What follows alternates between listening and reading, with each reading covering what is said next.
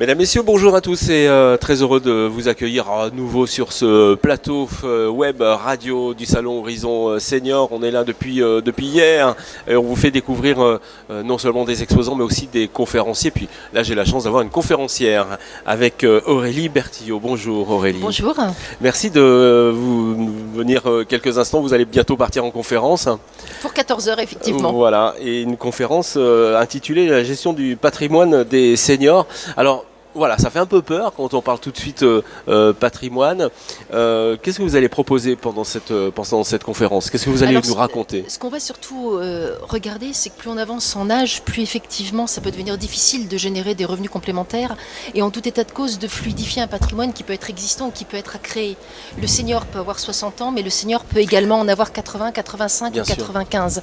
Dans ces conditions-là, notre rôle, ça va être de l'accompagner, si possible sur le long terme, en tout état de cause, c'est le rôle du conseiller en tout cas, et surtout d'arriver à générer la fluidité de son patrimoine pour qu'il ne se retrouve pas en situation de manque s'il était en situation de dépendance ou si effectivement il perdait son conjoint et qu'à ce moment-là ses revenus soient divisés par deux.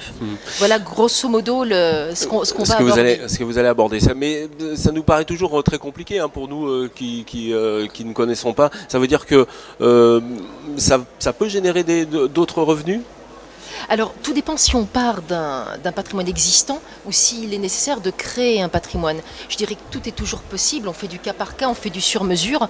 En tout état de cause, si le patrimoine est existant, on va pouvoir toujours le liquidifier et générer du revenu complémentaire. Voilà. S'il faut le créer, eh bien, plus on va s'y prendre tôt, plus on va raisonner en amont, et plus on va raisonner dans le cadre d'une stratégie familiale, plus on va effectivement pouvoir mettre des solutions en place, parfois moins onéreuses que si on partait d'un patrimoine existant. Ça s'adresse aux seniors, mais pas qu'aux seniors alors finalement? Non, absolument pas, ça s'adresse à tout le monde puisque plus tôt on met le pied à l'étrier, mieux c'est. Mais comme c'est un salon des seniors, on va dire qu'à partir de 60 ans, tout est possible.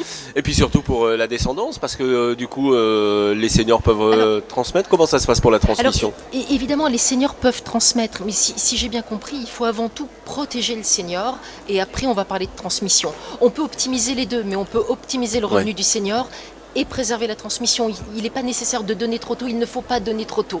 En tout cas, pas n'importe comment. Et puis, pas n'importe comment, ça c'est aussi parce qu'on est tout de suite taxé. Non, on n'est pas tout de suite taxé. On a quand même des franchises qui permettent de donner sans avoir de droit à payer, heureusement. Mais effectivement, sur des donations plus importantes, on va être taxé.